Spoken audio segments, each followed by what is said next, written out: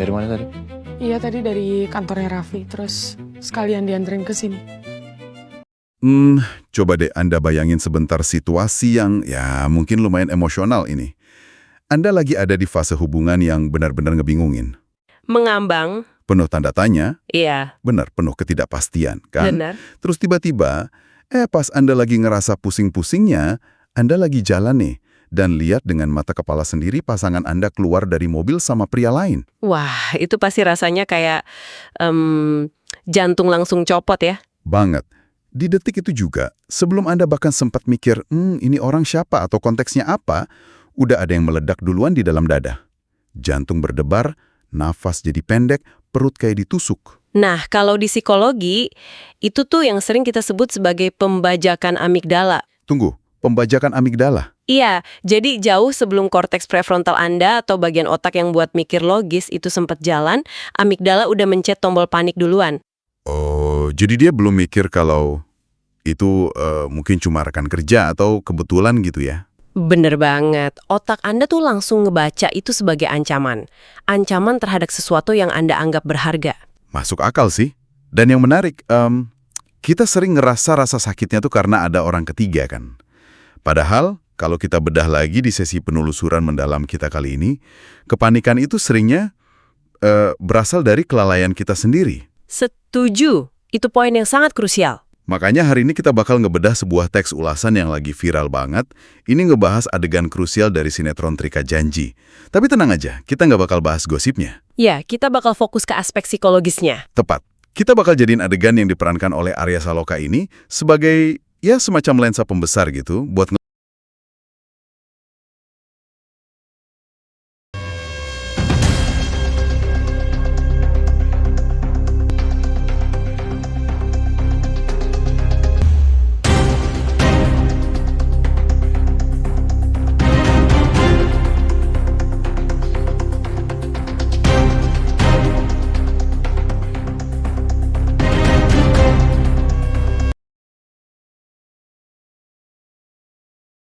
Dan ulasan sumber kita ini benar-benar merinci gimana aktor Arya Saloka secara emosional bawain karakter Sena ini pas dia ngadepin ancaman itu. Teksnya juga nggak cuma ngomongin plot kan, tapi ngebahas reaksi penonton di media sosial. Iya, sampai jadi kayak terapi kelompok massal gitu di internet. Menarik banget.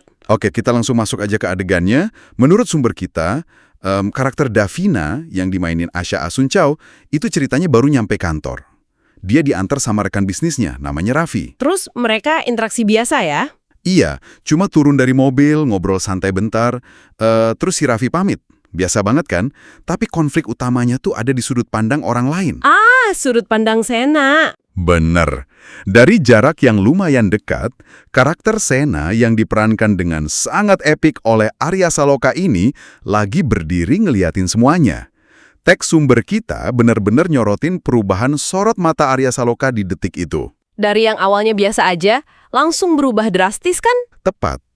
Langsung jadi tatapan tajam yang benar-benar penuh luapan kecemburuan. Nggak bisa disembunyiin lagi. Analogi saya sih, ini kayak Anda nonton film tapi mulainya dari tengah. Oh, maksudnya dia nggak tahu awal ceritanya gimana? Iya, Sena nggak tahu awalnya gimana tapi dia langsung lompat ke kesimpulan. Nah, ada mekanisme yang lumayan kompleks di balik tatapan cemburunya Arya Saloka di adegan itu. Saat Sena lihat kejadian itu, otaknya lagi ngalamin defisit informasi. Defisit informasi? Berarti karena dia nggak dengar percakapannya ya? Bener, dia nggak dengar mereka ngomong apa, nggak tahu mereka habis dari mana. Dalam psikologi, kalau otak kita ngadepin ambiguitas atau kekosongan info, otak tuh nggak bakal diem aja. Otak langsung bikin asumsi sendiri dong. Tepat banget. Otak itu mesin pembuat prediksi. Jadi dia bakal ngisi kekosongan itu pakai skenario terburuk. Oh wow. Buat pertahanan diri ya? Betul, sebagai mekanisme survival. Rentetan pertanyaan langsung muncul di kepala Sena. Kayak, apa Davina udah nemu orang yang lebih ngehargain dia? Apa ini udah terlambat? Berarti ibaratnya otak Sena tuh lagi nulis cerita horor dan dia sendiri yang jadi korban dari cerita itu. Analogi yang bagus. Dan kalau dirunut lagi dari sumber kita, cemburunya Sena ini sebenarnya lucu tapi ironis. Kenapa tuh? Karena dia bereaksi seolah-olah barang miliknya lagi direbut. Padahal Sena belum pernah ngasih kepastian apa-apa ke Davina. Bener juga. Dia marah lihat orang lain ngambil sesuatu yang sebenarnya belum pernah dia kunci. Ini kan egois banget sebenarnya. Sangat umum sih di dunia nyata.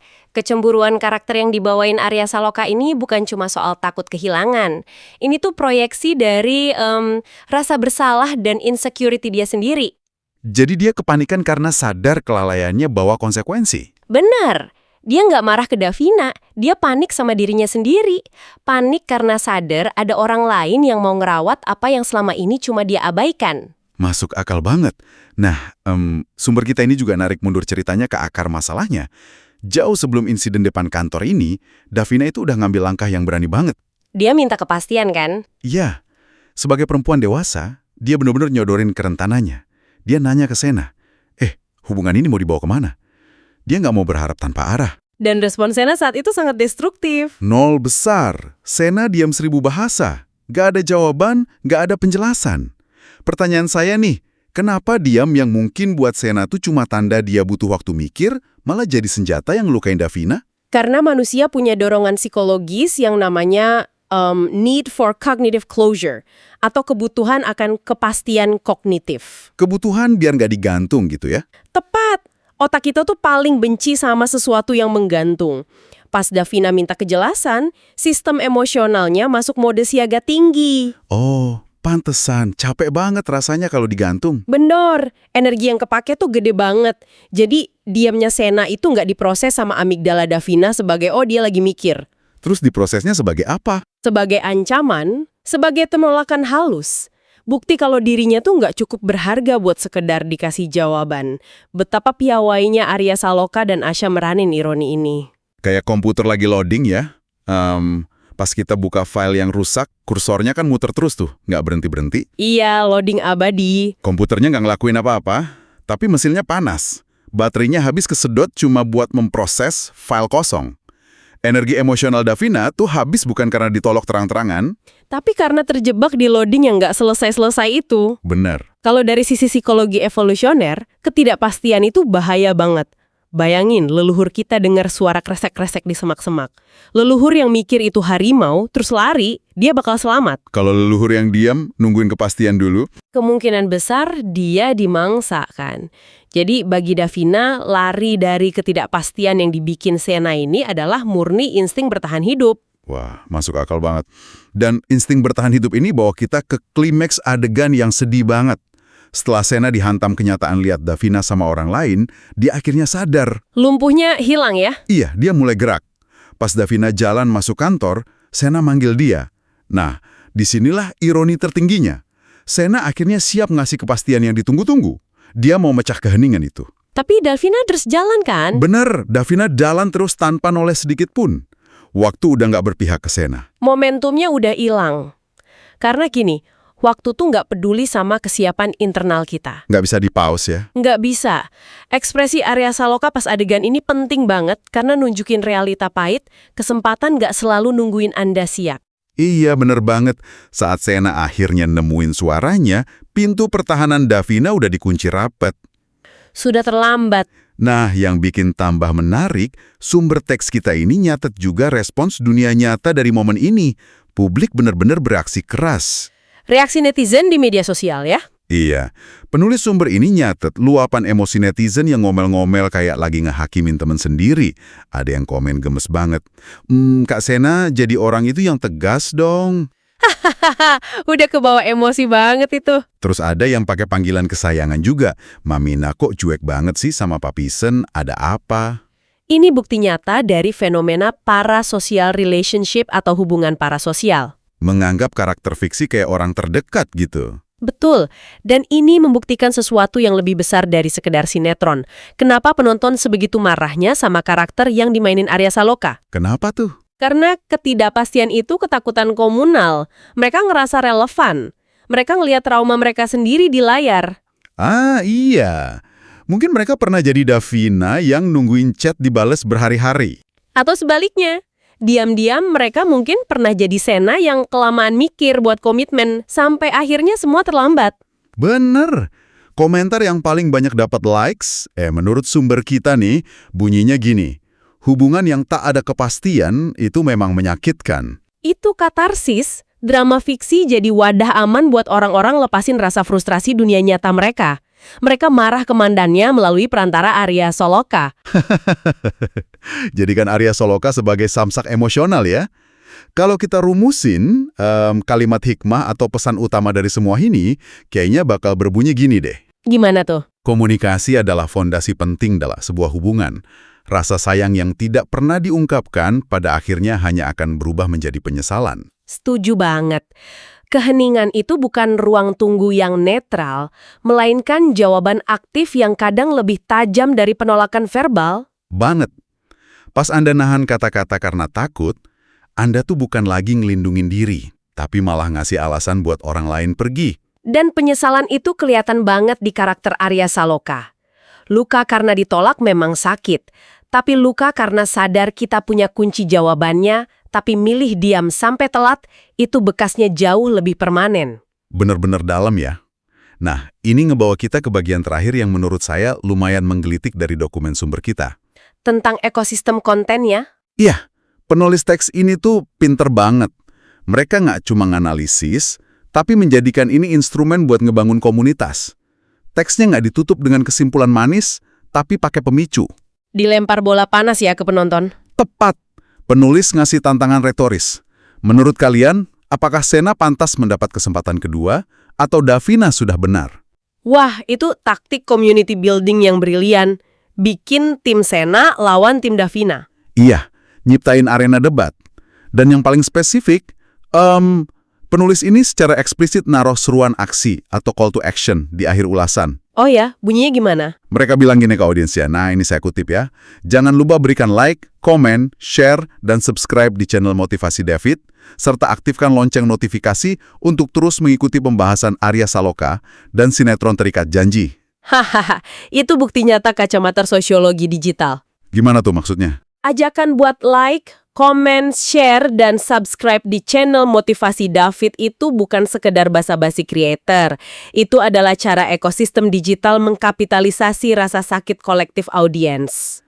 Maksudnya, mengubah trauma jadi metrik digital. Betul, channel kayak Motivasi David itu nggak cuma jual rangkuman cerita, mereka nyediain ruang terapi kelompok virtual. Terapi kelompok virtual, saya suka banget istilah itu.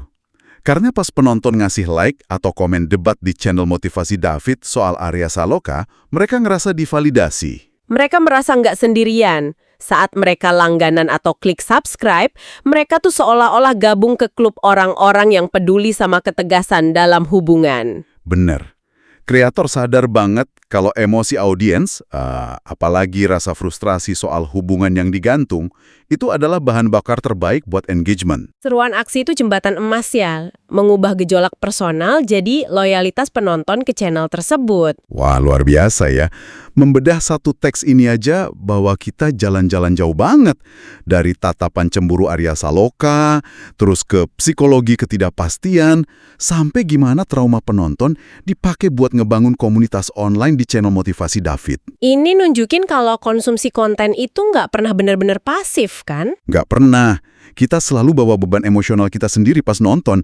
Makanya adegan fiksi bisa kerasa nyata banget. Karena kita ngukur cerita itu pakai kalibrasi rasa sakit kita sendiri. Kesimpulan yang utuh banget. Nah, sebagai penutup sesi penelusuran kita kali ini, kita mungkin nggak bakal minta pendengar kita buat nyalain lonceng notifikasi kayak sumber tadi ya.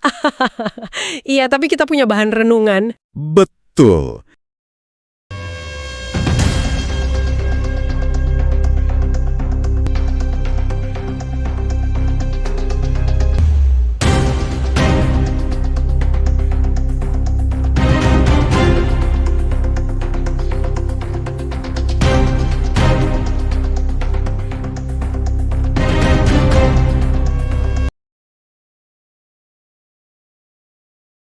Hari ini kita udah banyak bahas gimana diam itu sering disalahartikan sebagai penolakan.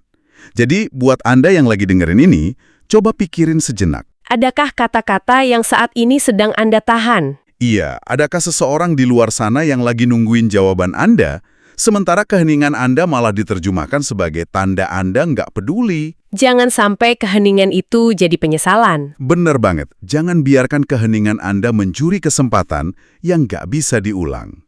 Makasih udah ngikutin obrolan kita hari ini, sampai jumpa di penelusuran mendalam berikutnya.